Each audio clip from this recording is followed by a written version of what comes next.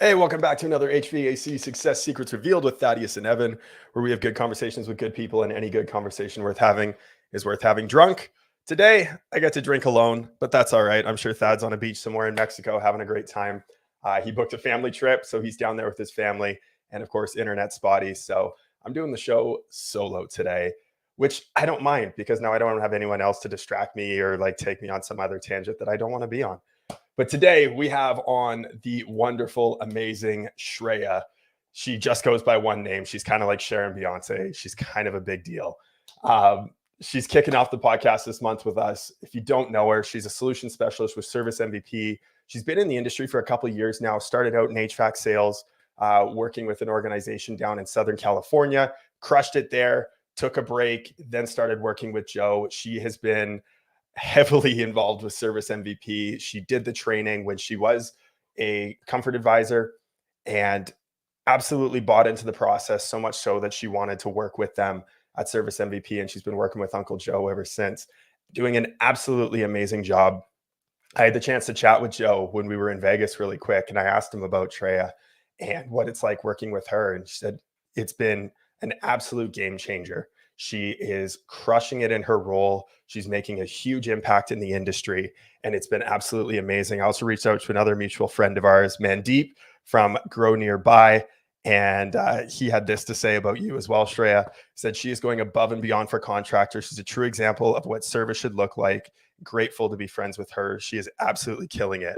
And I've been very excited for this conversation for a little while now, and we're definitely going to get into some good nuggets. But first, we got to thank some of our show sponsors. So we have Sera. Sera Systems. They are field service management software that ensures the service businesses are profitable by focusing on the four pillars of a successful service business: time savings, membership management, margins, and cash flows. With the capabilities to do job time tracking, efficiency, and the use of dynamic dispatching, their software is absolutely incredible. You got to go check it out. That is at Sera.tech or sales.sera.tech/HVAC revealed. Go check it out. Book your demo today. It is a phenomenal software, and it will absolutely change your business in 2023. And of course, we have Profit Rocket and the Profit Rocket Blueprint.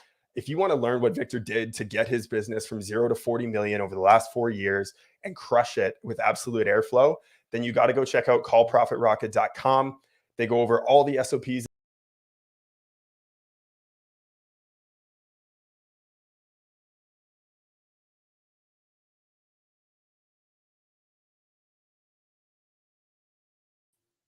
Ha! That was funny. Kicked myself out of the studio. All right, we're back. Callprofitrocket.com. Go check it out. Book your demo with them today as well to go check out the blueprint and see everything that Victor did to launch his business and grow it to the pace that it is at today. All right, with that being said, enjoy the show.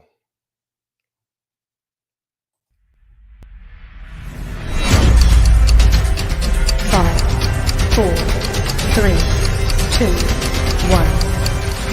Welcome to HVAC Success Secrets Revealed, a show where we interview industry leaders and disruptors, revealing the success secrets to create and unleash the ultimate HVAC business. Now your hosts, Thaddeus and Evan. There we go. A small struggle to get through that alone. You did a great job. I appreciate that, Shreya. Awesome. And you know what? Appropriately, I'm drinking Coyote Ugly whiskey today. So that was a little bit ugly of an intro, but I will take it. Doing it solo. Welcome to the show, Shreya. Thank you so much for having me. I really appreciate it. You're welcome. And I'm glad we get to be your first podcast. So I'm excited for that. Me too. Me too. Awesome. Well, tell us about your journey into the trades. It was a mutual friend of ours that got you into it. I want everyone to hear this story because I know Devin's awesome and he'll probably appreciate hearing his name on here. Yeah, so Devin Harrison got me into HVAC. I was in the car business, doing really, really well in the car business. I was in there for 2 years, and I was dating his brother-in-law at the time. And so we had met at family functions, and he knew what I did for a living, and he kept hounding me, trying to show me his pay stubs and, try to tell me about what he does. And first started to hint at me going into the trades, and I kept telling him, like, no, I wear a suit every day. I thought I had made it to like I thought I was royalty for working in Right. the car business at that time. Right. At my age, I was like 18 too. Um, and so he kept hounding me for a whole year. And I actually, one of the CSRs at the company that he worked for, he sent her to me to sell her a car. And she had like terrible credit, couldn't get approved for anything. Nobody could get her into a car. And it was also not affordable enough for her. And of course, I got her into her dream car, no matter what her credit score was and no matter what the payment was. And she got to drive out of there in her dream car. And after after that, and kind of realizing how toxic the car industry really is, Right. the culture there, he finally strong-armed me into just going to an interview and joining the trades and HVAC, and he got his way eventually.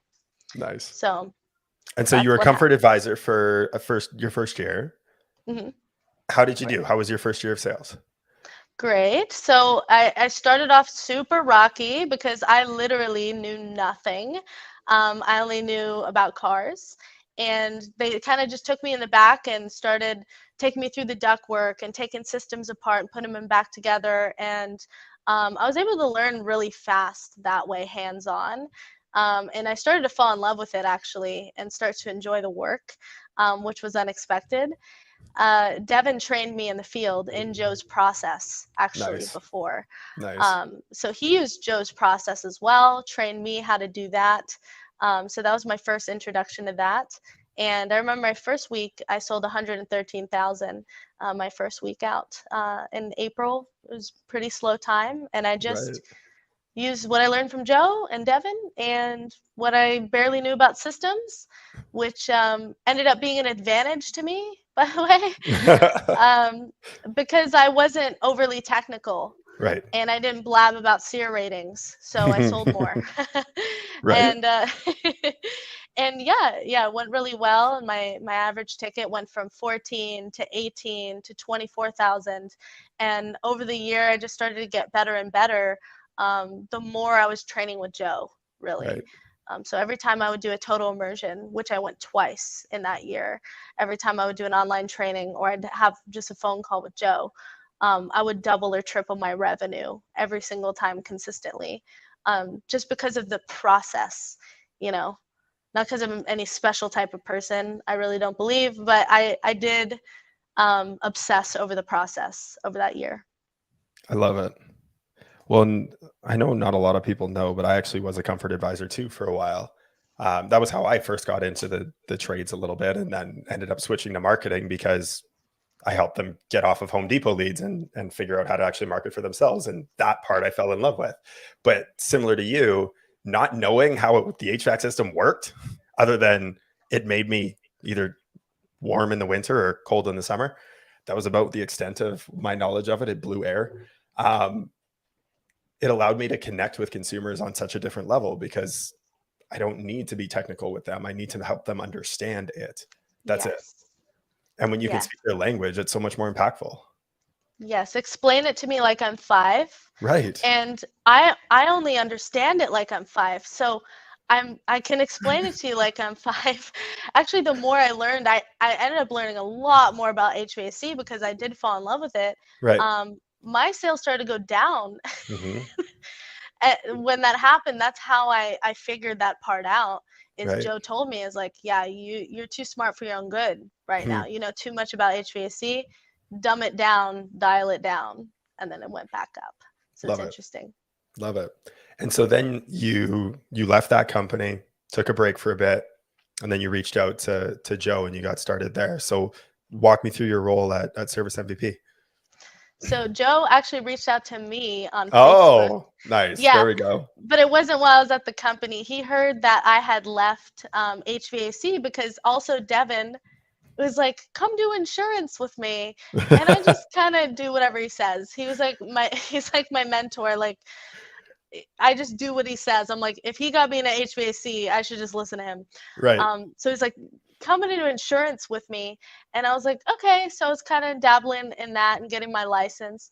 And Joe reached out to me like, are you serious? You're leaving the trades to do insurance? I'm so disappointed.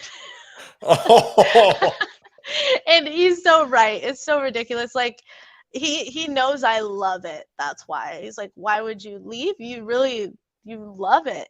Come work for me, and he called, my old boss and made sure I was okay and stuff like that.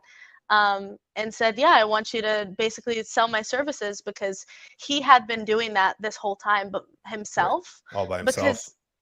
Because it's really it's super niche job to basically evaluate companies and basically diagnose them, like HVAC systems.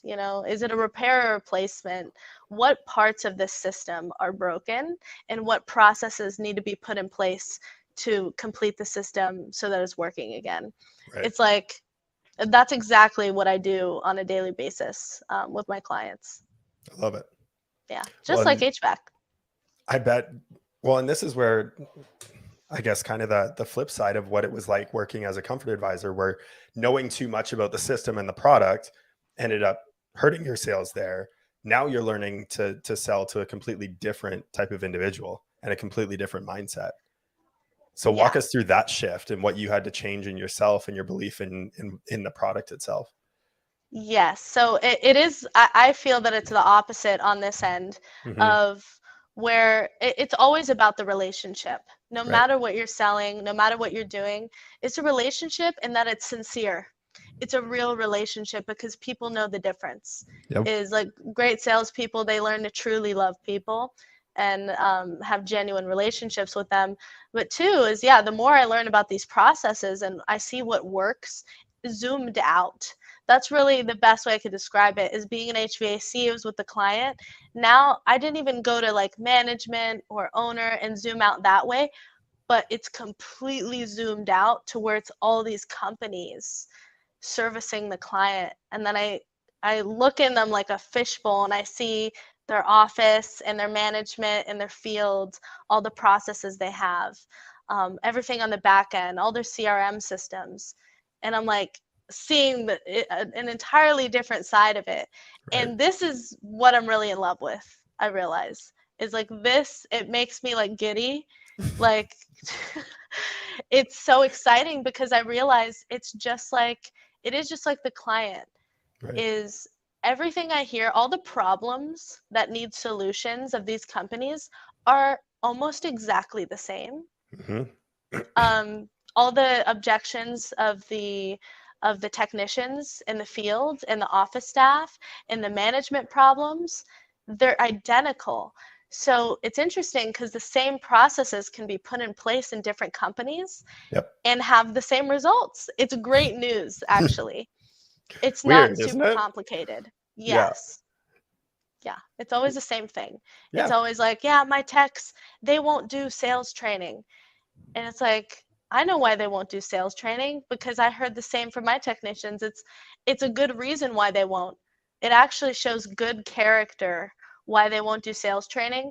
It's because they have integrity, and they see it as kind of messing over the client, or you're trying to get something out of them.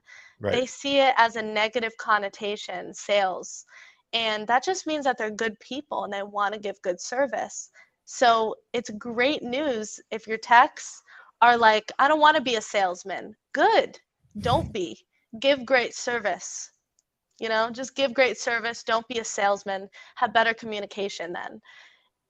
They just want to help people and not lie and try to persuade and manipulate people and upsell people, because that's just nasty. And that's just not what we do. We give people the freedom to choose and communicate it in a way where they understand what they're choosing, and they really do have the freedom to choose at the end of the day. It's just statistically, they're going to choose mid-range or premium. About 2% are going to do a Band-Aid option, right? It just naturally goes that way. But we take the money out of the equation, where, if my tech was going to be like, I'm going to get 20 grand out of these people. no, I'm stopping the call and giving it to someone else, and we're going to the training room immediately. Is like, that's not what we're doing. We're Right. not, we don't even know that client yet. We don't know all the solutions that are customized and relevant to them. So it's really everything that we do, that why I fell in love with Joe, is because it's ethical and it's pure emotive service. It is truly ethical and not sucking things out of people, Right. but giving them great service, so that long term, you're the only company that can provide that high level of service that they're looking for. They'll never have an experience like it again. Right. So you have them forever. What's that old adage? People love to buy, but they hate to be sold to. Right. Exactly. Nobody wants that sleazy, and I know you've been through it. So that sleazy car salesperson coming through there, right? And Yeah. that's what people think of when they think of sales. And to break a technician's pattern, a comfort advisor's pattern of trying to think of sales differently. And it's not about selling something to someone. It's about communicating options and allowing them to choose what it is that they want to buy. Exactly. You're a communication specialist. Exactly. Just Yeah. I'm a better communicator in my life in general now. Right. Just to help people more, to give. So I'm a servant's mentality. I'm not trying to dominate people or take advantage of them or get them to do what I want them to do. When I have a servant's mentality, everything goes better. I actually make the most money I've ever made when I just am humble and have a servant's attitude, because I've been that dominating. I mean, I was in the car business, and I was in the car business, like I was a You got car fully salesman. into it. Nice. Oh yeah. Nice. Yeah. People were terrified of me. So it was like full 180. I love it. Hmm. And so what changed for you? Like what was that realization, that awakening of this isn't who I am. I don't want to be that anymore. With the car business and the way Just that with it was. more so the mindset shift of wanting to move to more of that servant mentality. Really, that's kind of been back and forth throughout my life, but really the big moment when that happened was I was actually 15. When that sounds weird, but I was 15 because I got sober at 15, and I was before that, I was not a great person. It's like that's why I had to get sober, right? Right. And I kind of found myself in this group of people that believes in altruism and changing your mindset, and basically that's what life's all about, is serving people, and finding religion or whatever in your life, and that actually has everything to do with it, because I've since that day I had been training my mind and myself to be a servant in the world, just because when I slip up and I go outside of that with ego or selfishness, I just realize that everything goes wrong, and I just quite frankly don't feel good. Right. And I have bad relationships with people. And when I go the other way, I have amazing relationships with people, and I'm the happiest that I've ever been, and I feel purposeful and fulfilled in everything that I do. So it's just like a constant training, like a personal training, to get to that point, which I'm still very early on in that, obviously. I'm 23. Right. Just getting started. Yeah, little baby. Well, and I mean, Jason Julian here, he's longtime listener, longtime friend, longtime client.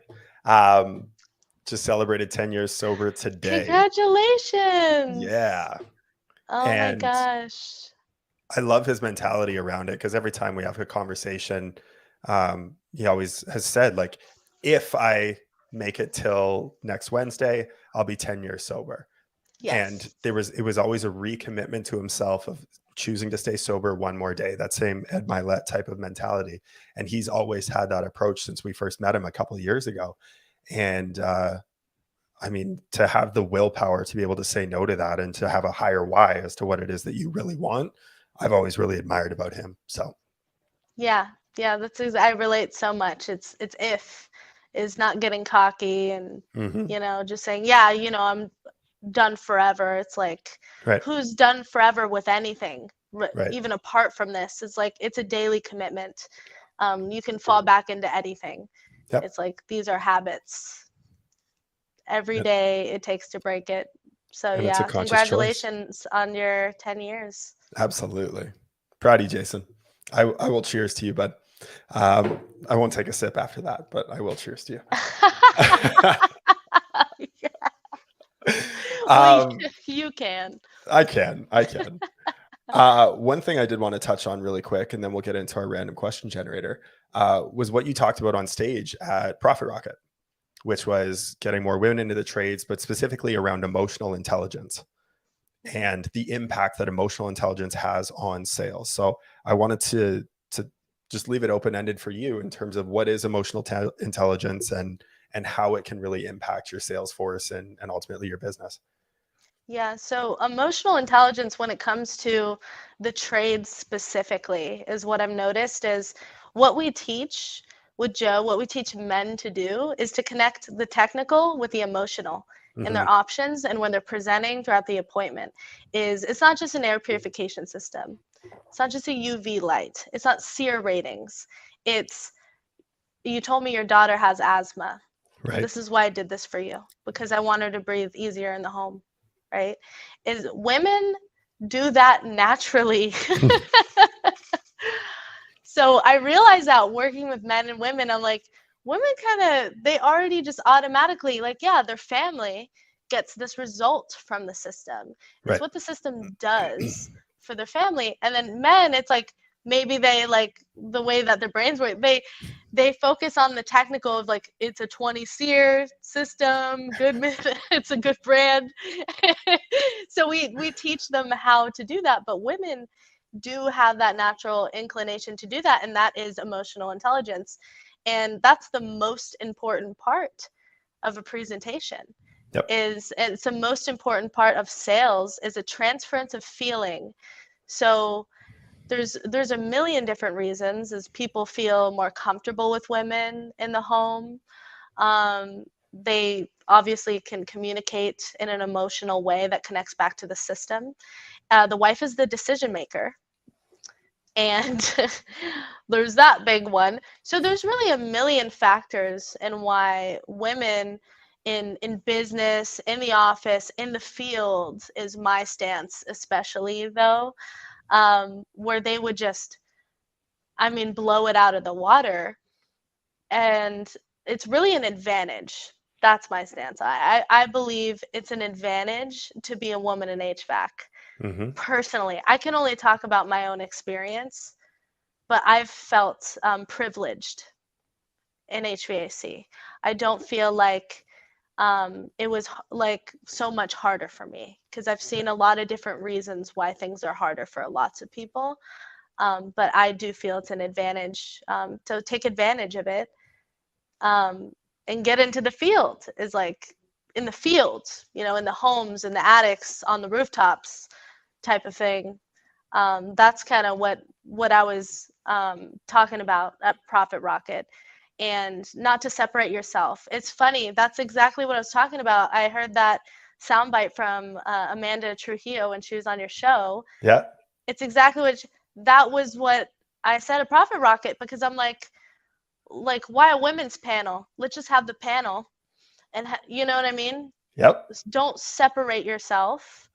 Is not because take woman out of the equation, just personally. Mm-hmm. Like if you have a goal in the industry and you really want to sit at the table, you got to take that out of the equation.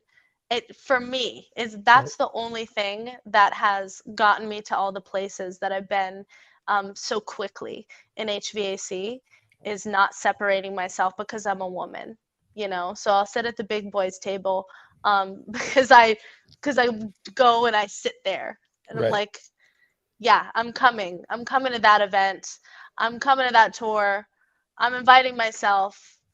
Is like put yourself in those positions to be successful, and sometimes you're the only one holding yourself back Mhm. There's not a million people trying to hold me down because I'm a woman and not let me succeed in the industry. I don't believe that. Right. No, They're 100%. they're pretty supportive generally. Generally. Yeah. Slightly crude. at Slightly times. crude. Yeah, we're in the trades, so it's like, At the end of the day. Jason said this, so I needed to throw that on there. Shreya killed it at Oh. Profit Rocket 22. For those listening and not watching, I did not get a chance, unfortunately, to be in there while you were speaking because No we were doing a worries. podcast in the hallway there. But yeah, no, it was when I saw the post and I saw what you were talking about, I was like, fuck, I wish I would have been there for it because that would have been great to listen into. But I 100% agree. I wanted to touch on a couple of things you talked about. The transference of feeling. I love that being that's what sales is all about. An old mentor of mine used to say that sales is an energy sport, right? And the person who brings the most energy is probably going to win that sale. Either you're going to sell them on why it is that it makes sense for them, or they're going to sell you on why it doesn't. Mhm. Not that you're going to sell them on buying something, but you can Mhm. sell them on why it makes sense for them. The features versus benefits conversation. People will always buy with emotion, but they'll justify with logic. Yes. So you need that logical piece in there, Yes. but just enough of it so that they can justify the purchase, not making that the main component of it. Something else that's fascinating, and you mentioned about how the wife is the decision maker in the home more often than not, and I 100% agree with you. A friend of mine, she was putting together a little bit of a knowledge piece around selling to women and how there was a study that was done talking about the percentage of eye contact that happened in a conversation between spouses, a husband and a wife. And she's like, at what point do you think the percentage of eye contact felt like it was 50-50 to the wife? I don't know if I asked the question very clearly, so I can try Yeah, it I'm again. like, can you Bit repeat the confusing. question, please? Totally. So at what percentage of eye contact between the husband and wife from the salesperson do you think it finally reached a point where the wife felt like it was equal? It was 50-50.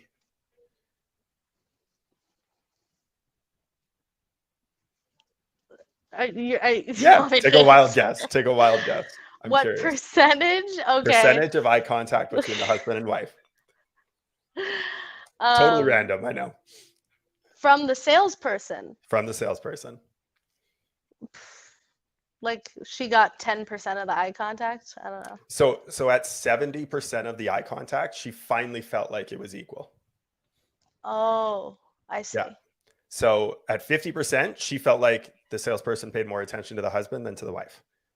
Got it. 60%, she still felt like that. It wasn't until 70% that she finally felt like she got equal eye contact that he got. Right. Right. And in both instances, the husband didn't care. Yeah, He's like, I don't know. Yeah, it felt equal. It was fine. of course. 50%, Yeah. 60%, 70% didn't matter to him. Yeah. It had zero impact. And it's something we've known for a very long time, I Mhm. feel too. And it's just like this automatic. And also, what does it say about us? Me included. I'm not singling anyone out, but I did the same where I'd look to the husband, for every little decision that was important. Is like, what does that say about how I see women in Mhm. the home? Totally. Is like, me myself. So I've experienced that myself where I'm just kind of automatically doing that. That's just the way that my brain was trained, I guess, and it's really been the opposite the whole time. Yikes. So thanks, Joe, for for helping with that. for everything I've ever learned. Basically just from Joe. I love it. Yeah. I do want to get more into the women in the trades and how we Mhm. can attract more women to it and what it is that they face as they get into it. But first, we have a random question generator, one of Thad's favorite parts of the shows, but he's not here, so I get to do it. Brought to you by On Purpose Media, because that's our company, and we like random things and randomly getting success for a lot of clients. So if you want to book a demo, hit us up on purposemedia.ca. All right, so your random question generator. You get to choose 1, 2, or 3. You don't get to know what they are beforehand. And it's a random question about absolutely nothing that we've been talking about. So your choice. One. What's your opinion on social media? Jeez. Um, in general, Just in general, it's very open-ended. um, I mean, I have a well-rounded opinion on this. I 100%. mean, I figured you would. of course, is like Facebook is very important for my job. Mm-hmm. And I love it to be able to connect with people. I trust myself to be appropriate and use it like an adult. Right. For my personal life is like it hasn't been a problem for me. Although is a part of it is when you expose yourself on the internet, people. I kind of love this, and I love how people have the freedom Right. to say whatever they want on there, like an open forum. Mm-hmm. I kind of love it because I love freedom in general. I love just when people have the freedom of choice. Two, if it's about me, that sucks. So it's like something mean, which I've gotten is like, that sucks too. Also, it's from having private conversations with like clients and people in the industry and the way that they look at people, and then maybe what I know behind the scenes, just in general, it's everything is not what it seems quite literally, and it's damaging for a Right. lot of people, you Mm-hmm. know, like a lot of owners that feel like they're doing everything wrong and they're not getting it fast enough, when really maybe what they're looking at isn't exactly. I mean, it's supposed to look really good on social media, and Mm-hmm. people forget. So super harmful, super helpful. I don't know. It's so general. Right. And there's so many different subjects in it. I'm just gonna stick to the industry, I guess. Right. For women, it's terrible, probably in general, like with self-esteem and all of that. Right. I think it's super damaging for children, but for the trades, I like it. I like our little group, our little, our little group stuff, and the private groups, the public groups, and the opinions, and then airing stuff out, and then No one has bringing each other opinions. up. No one has opinions in HVAC. They try to see what's not an opinion Right. is the easier way. Yeah. Is what's just a fact and not an opinion. We Mm-hmm. can make a drinking game out of it for you. I don't know if I have enough whiskey. No, it's 100% true, and I'm gonna answer too because I Please have do. an opinion, and I do feel like opinions are like assholes, and everyone has one. Mhm. But social media to me is a really great mirror for how it is that a lot of people experience life and what they view of life. If they see it as a tool, they're looking for ways to continue to move forward. If they see it as a comparison piece, they're looking for ways to compare themselves to others. And they're going to do that whether they have social media or they don't. Social media has just made it easier to do those things. And is there a lot of toxicity on there? Absolutely. I've long thought about creating an Instagram channel, call it like Real Life Dad, and only post like the shittiest moments of being a parent. That's Where a kids are great having idea. a meltdown and like punching each other and swearing at each other and doing all kinds of awful stuff. I thought it was a great idea. And then I also thought about the repercussions of it. And I was like, some of the stuff, I mean, my kids would probably be taken away from me. So that's not fun. Right. But Because there's that's not a lot of freedom, really. right. Yeah. Totally. And like, that's the double-edged sword with it is rose-colored glasses. That's all that most people put on there. It's the best moments. It's the perfect photo of the family standing in front of the mountains on vacation. Meanwhile, you didn't see the meltdown in the car just to get to that moment, and the bribery that had to happen just to get the kids to smile for 3 seconds so that they could take that photo. Right? You don't see all the shit. And that's the part that I wish more people talked about. And that's one of my favorite parts about the show is peeling back the curtain on, what were some of those famous failures that a lot of people had in business, at least, because everyone's gone through shit. you Yeah. know. So I'm curious for you, what would have been some of those low moments for you in business? And it doesn't even just have to be HVAC; it can be going back into cars as well. But what were some of those low moments where in at that period you felt like it was almost insurmountable, and yet you look back on it now and it was probably one of the greatest gifts?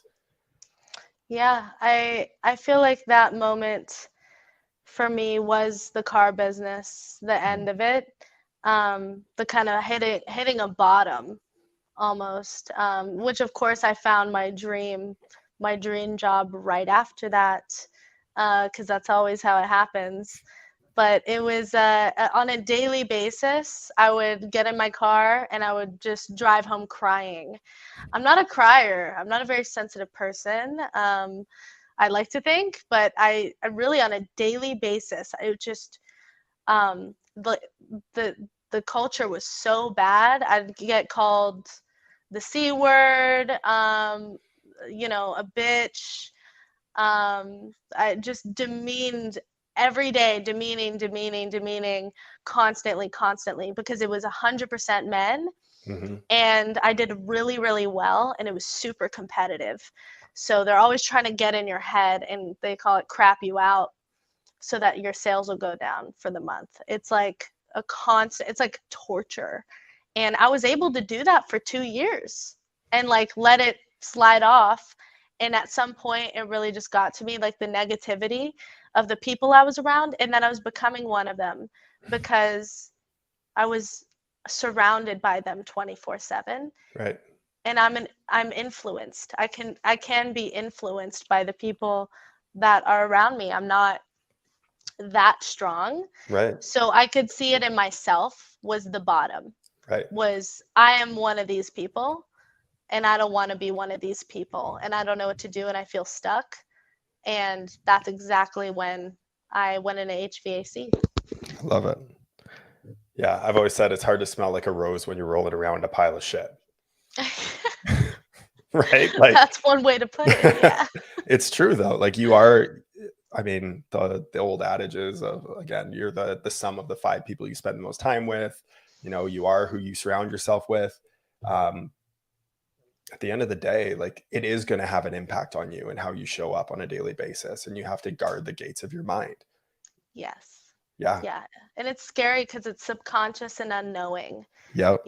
It's like I had no idea that I had even I could be classed into the same bunch with all of them by other people, Right. the aggressiveness and tearing people down and skating in front of people and stealing opportunity. And it's just like there's an abundance for everybody. That's what I learned, that there's no reason for any of that stuff, you 100%. know, loser behavior. Yeah, no kidding. And so to go from that environment to then working in HVAC as a comfort advisor, where like was the team supportive now? Was it a complete 180 in terms of that? Yeah. That's Amazing. the honest to God truth is yes, is I was very supported. I love it. I I felt figured really so knowing your old respected. boss, but I just wanted to make sure. Yes. Oh my gosh, totally. I've actually never felt more supported in I my love it. life than I have in the industry. But I feel safe. I feel supported. It's crazy. You'd probably think like maybe something else, but I could just tell the truth is, yeah, the whole way through, I felt pretty supported by a lot of people in the industry and all the technicians, and the respect was there, because it was earned. Right. It's just like anything else. I've worked in a male dominated industry before, Hmm. and I think it was because I had the mentality of I earn respect, just like anyone else, and I have to do better than them to kind of get the same, and that's just the way it is, and I accept that. It's not, oh my gosh, it's unacceptable and it needs to be. It's just whatever. This is the way the world is right now. Let's just cater to that. Right. And that's how you change stuff, Right. you know, to make it easier for the next girl. I'll do all the hard work. I'll take all the slack. I'll let it fall off my shoulder so the next girl can have it easier. You Right. know, that's kind of how I see it. And it will be. I do have faith in that. It's like the next generations of women coming in the trades, it's going to get better and better for them because of the strong women that are, you know, the predecessors to them, taking all that slack before them. 100%. And Hmm. there are some badass women right now in the trades crushing it. We got to hang out with a lot of them when we were down in Phoenix. And I actually reached out to Joe. I was like, hey, is Shreya going to be in Phoenix at the Women in I HVAC was event? supposed to be there. Were you? Ooh, yes. Oh, you missed out. Yeah. It was a lot I of was fun. so jealous. I was watching your guys' every move. I was like, oh man, It major was FOMO. cool. And Hmm. it was I mean, there hasn't been an industry that I've been in where it wasn't at least close to 50-50 in terms of men and women that were there. You know, Thad and I used to sell Cutco. That was pretty close to 50-50 in terms of the sales rep level. The management level was still very much men. It's made a big shift recently into a lot of women, which is amazing to see there. We were in magazine advertising as well. Same thing. You know, the sales reps were a lot of men and women, but then a lot of the men were dominating the management side of it. Um, to be in a room where it was predominantly women was so freaking cool, especially in the HVAC space. And everyone came from every different area within the business, whether it was technicians or comfort advisors or CSRs or operations or owners, they were Wow. all there and supporting each other. And it was so freaking cool to see the Wow. scholarship winners coming up on stage and winning their scholarships so that they can go through and be a technician. Um, yeah, it was phenomenal. You missed out. Well, I'll be there next year. Wicked. I'm making a commitment. I'll be there next year because I I love really it. wanted to go. And yeah, I've never experienced anything like that of being in a room like that full of women Hmm. in the trades. It's like that would be some life-changing stuff for me for sure. It was something else. And the real emotions that came out too. I know I had to miss the one episode. Thad had done it with Leslie Harpool. um, Yeah. one of those people that's banging the table for more women in the trades. And you know, she talked about that mom guilt that she had being at this event and trying to better their business and still feeling like I should be home with my children. If I'm not working, I should be there. And that being a real thing.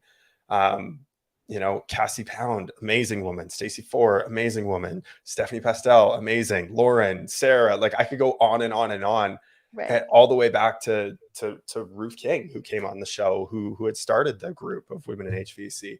So many amazing women right now are banging the table to get more women in the trades, more women on stage at events. For those that missed that conversation a couple weeks ago, that was fun. Um, Of course. right, but it's a real thing. And it Yeah. was interesting because it wasn't so much about like we want equality. It wasn't that. And it wasn't even a comparison of, you know, where those leaders were that were on that stage versus the women that they were trying to compare them to and saying, Yeah. well, you know, they're not on that level. Bullshit. It has nothing to do with that. It has to do with connecting to an audience. And the only way to do Yes. that is to have diversity in your speakers. And the only way to do that is to have both genders, all different races, all different backgrounds, all Totally. represented so that you can have true diversity and truly connect with an audience, because that's who HVAC owners are. You put that perfectly. Thanks. You really put that perfectly on the why. It's not for charity. Yeah. That's also a big, that's what I talked about at Profit Rocket. You're not hiring you're not hiring women for a charity case Right. because it's the right thing to do. No. It's because it's better for your business. It's going to benefit you. Yeah. It's not just because I have some daughters. I guess I'll give a charity case to this comfort advisor. It's like I feel like it sounds like that sometimes.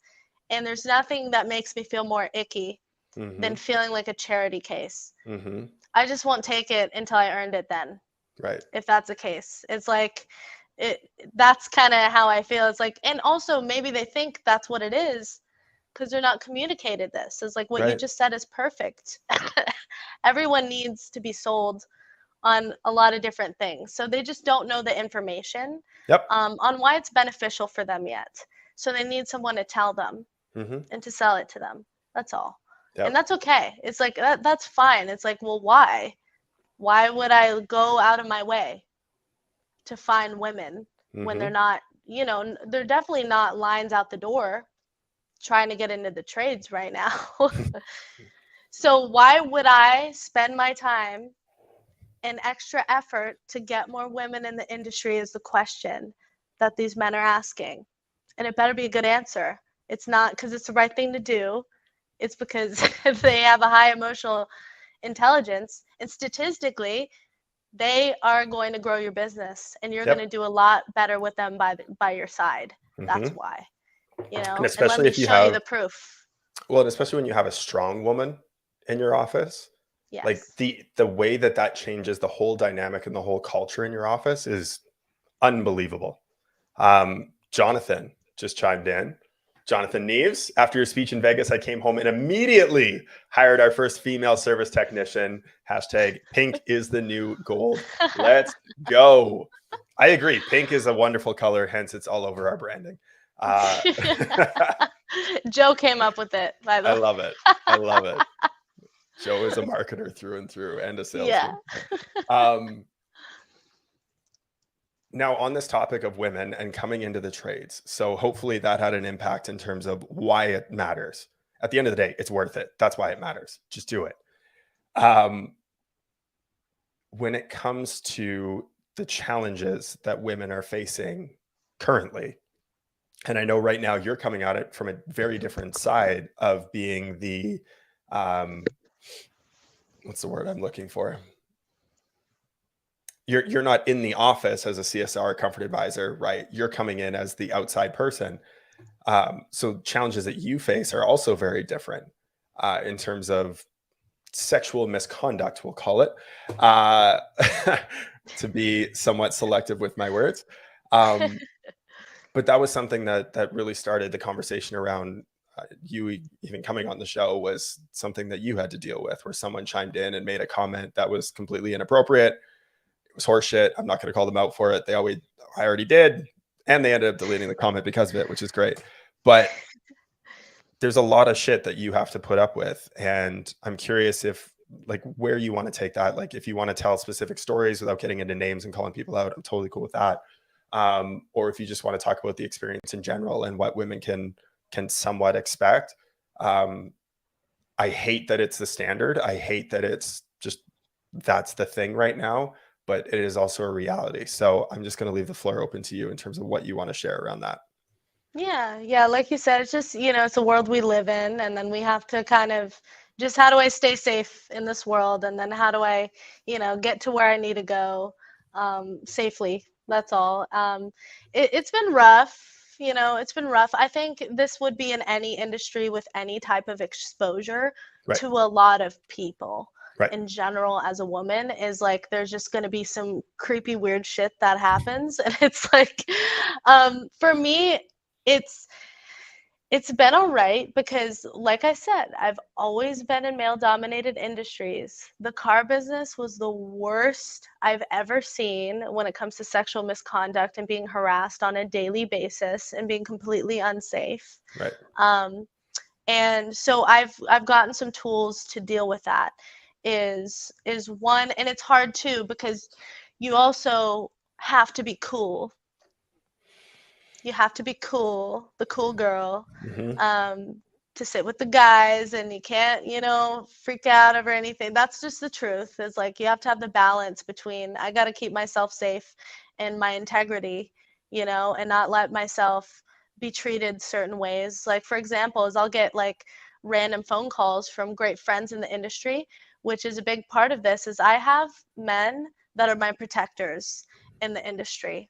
And I'm not going to say who they are. They're planted all over the place. I have a team of men that protect me and I feel totally safe with and defend my honor all the time. So that's something that really carries me through, is find a good team of men and women that, are there to protect you and to defend you and really have your back. Some good solid friends, because I'll get phone calls like, yeah, this person that you met in passerby for 2 minutes said all this crazy stuff about you, like that's super inappropriate, right?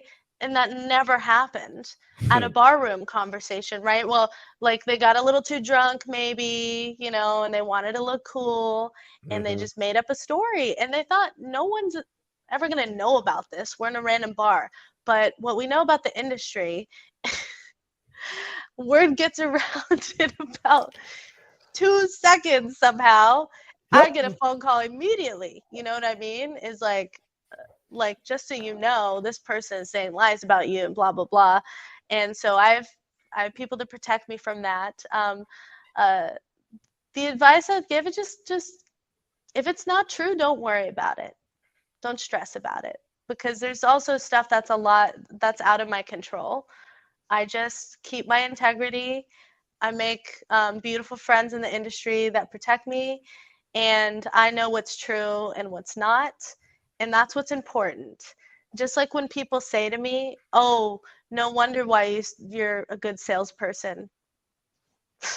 Like, no wonder why you're moving so fast through the industry. It's because you're kind of cute, kind of shit. So one is like, yeah, sure, that's offensive. They mean it as a compliment sometimes, believe it or not. I know that I get it. they mean it as a compliment, but it's not, just to be clear. Nope. It's not. But for me, you know what? My friend Aaron Gaynor taught me one of the biggest lessons in the industry that has carried me through this entire time. Is somebody I really respected told me that. Somebody I look up to like a lot, that I listen to in my truck, and told me something like that. Like, no wonder, like, that's it about you is just because you're pretty. And he pulled me aside and he said, listen, is that true? And I said, no, it's not true. Like, I'm smart. I'm like, I'm talented. It's like, and he's like, I know that. He said, if it's not true, don't fucking worry about it. Listen to me. You're going to get this a lot. You have to make a commitment to, if you know it's not true, just stay true to yourself and move on, water off a duck's back type of thing, and just keep going. That was the best advice I had ever gotten socially in the industry.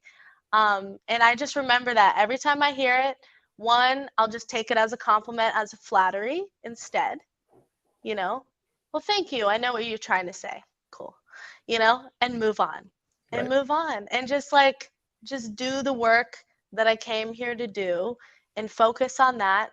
And it'll go away. It'll prove it for itself. The only reason I would be deeply offended by that, which I was at one point, is because I believe that about myself too. Right. So I think, ask yourself, like, do you believe that about yourself or do you not? It's one way or the other. And I don't believe that anymore. And that's as far as it goes. I didn't do any of that stuff of the random rumor that I got a phone call about. I didn't do it. It's not true. Moving on. No, I have something to offer this industry. Moving on. That's it. I love that. And so that's the biggest thing for women that I've noticed that could be something to expect. Well, and I mean, that's great advice for any of the 27 genders that exist. Like, but really, it's if it's not true, don't fucking worry about it.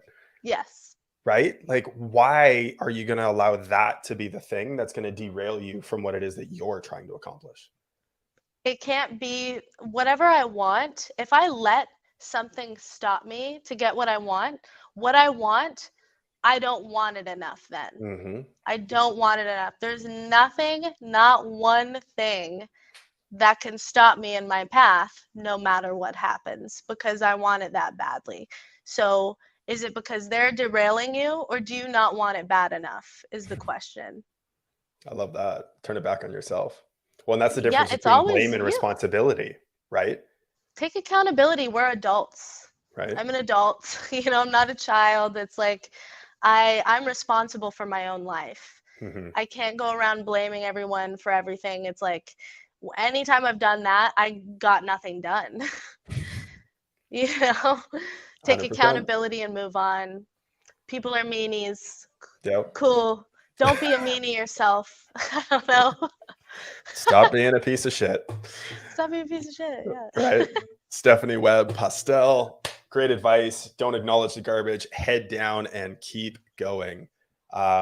Solid. Yeah, truer words never been spoken by someone who has gone through a lot of garbage, especially as of late, and is absolutely crushing it with her new brand. Another Antonelli brand up in the Northeast. And yeah, she's doing incredible things. Oh, you Super brought excited up for her and you David. brought up Antonelli. Always. And that's so funny because really the analogy behind this is like, sure, being pretty gets you stuff. Mhm. That's true. It's like marketing. It's like, okay, it might get your foot in the door, it might get you in more places. There are benefits to your brand, right? Looking bright, pretty, refreshing. It gets people to call. But your service must exceed the marketing and branding in order for it to work. Mhm. It's not enough. You have to follow up, and it has to be even higher. You have higher expectations after that point. So that's a good analogy for it too. Right. Is sure, it might get you some more opportunities right off the bat, but yeah, you have to exceed the value after that point. It has to be there. 100%. Yeah. Yeah. No, and I was debating whether or not to continue down that path because there was something that really set me off, that really pissed me off about that whole comment and that whole situation, which I messaged you about, which was why didn't you respond and stand up for yourself, and why did you respond the way that you did? But we don't have to get into that if you don't want to. We kind of did. We kinda did. It's We like, kinda well, did. one, I have to be the cool girl. Mhm. I really appreciate the men in the industry because they have the freedom to kind of just be like, well, fuck you, Right. and kind of do that. It's like, for me, it's a little different. It's very different, and it's I not have to act like a lady, right so I'll just act like with because dignity otherwise and you're a bitch. grace. Otherwise, I'm a bitch, right? So, Mhm. so I act like a lady. That's my, dignity and grace. Yeah. And then I just have friends that just volunteer to do that, which is really sweet. Which they don't, even if they didn't, and that I'd still accept it and move on. But it seems to be that way every time, anyways. And you being one of those people in that comment section, that really touched my heart. Thank you so much. It's like, that means it really means the world to me. That you just took your time, all of that, to explain everything, call them out, make sure they know it's not right, and teach them a lesson. There is, you're a protector of women in the industry, So I'm awarding you with the Medal of a Protector of Women There in you the go. So industry one for of that. Shreya's protectors has been revealed. No, and HVAC secrets revealed. you bet it. No, I mean, we've long been supporters of women in the trades ever since we've had so many women on the show, and we're going to continue to have women on the show because they have incredibly important topics to talk about, way more than just women in the trades, which is why we didn't start with this topic. Because I felt like you have so much more value to add than just that. Thank you for that.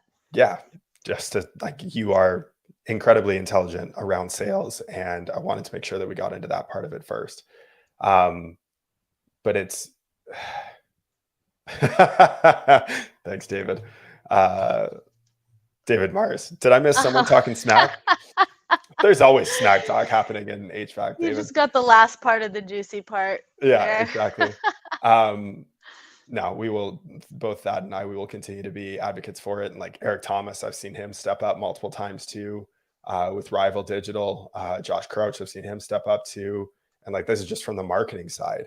Yep. There was an amazing post, and I can't remember the gentleman's name, but he went on and on and on talking about this whole thing about having women on stage. And it was amazing. And that was in the Avengers group there. And it was incredible. I applauded him to all ends of the earth because it was incredible for him to step up and speak like that. There's a lot of guys who are doing it, and I want to see more doing it. And I would love to see it not be necessary, for fuck's sakes.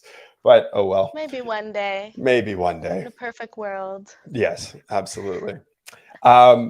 Shreya, this has been fantastic. We do have one final question for you, and I'm assuming since you've seen the show a couple times, you already know what it is. But just in case you don't, what's one question that you wished people would ask you more, but they don't?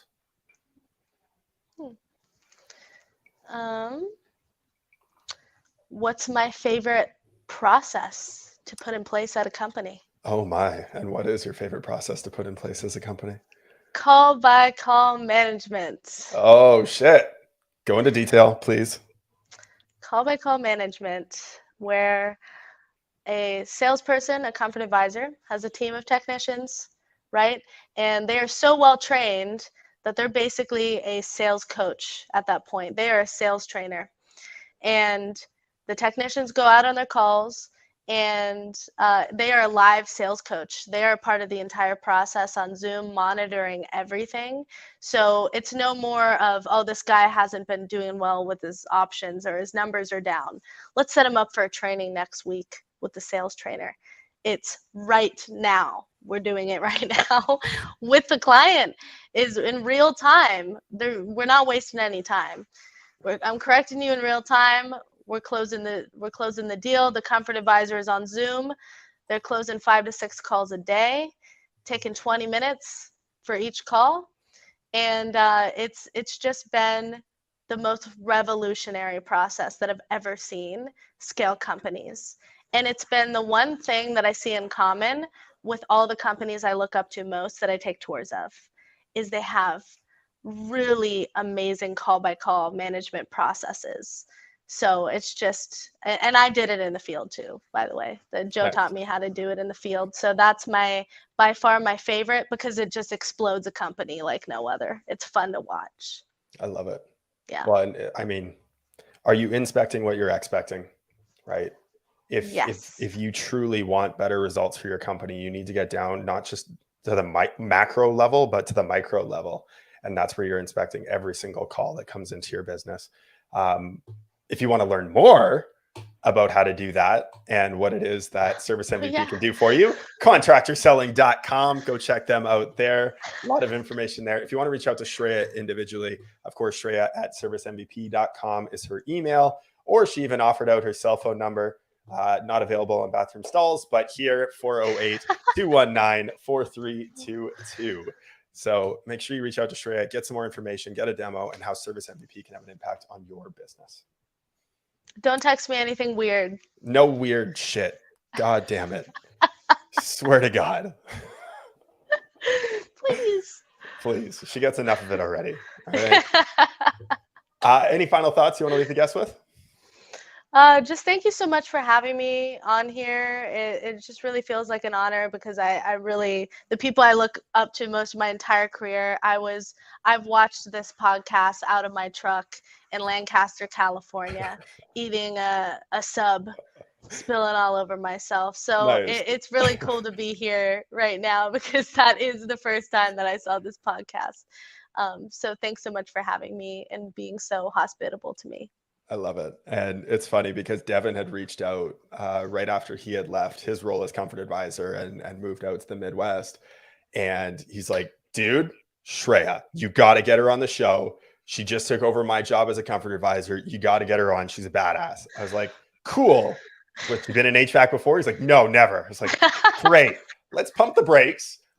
I'll pay attention to her and we'll get her on when we can. And then you left that role as comfort advisor. Now you're at Service MVP. You've been crushing it for the last 2 years since I added you as a friend on Facebook. And it's been fun watching from afar, watching you do what you do, and now making a tremendous impact in the trades and on a massive level. Because as a comfort advisor, you're impacting one family at a time. In your role now, you're impacting thousands of families across the country on a monthly basis. And it's tremendously inspiring. I love watching you do what you do. And I think you're going to do amazing things moving forward as well, because you're only fucking 23. You've got so much more ahead of you and you're going to do incredible things. So thank you so much for joining us, Shreya. Thank you so much. Have a good one. You too. And until next time, cheers.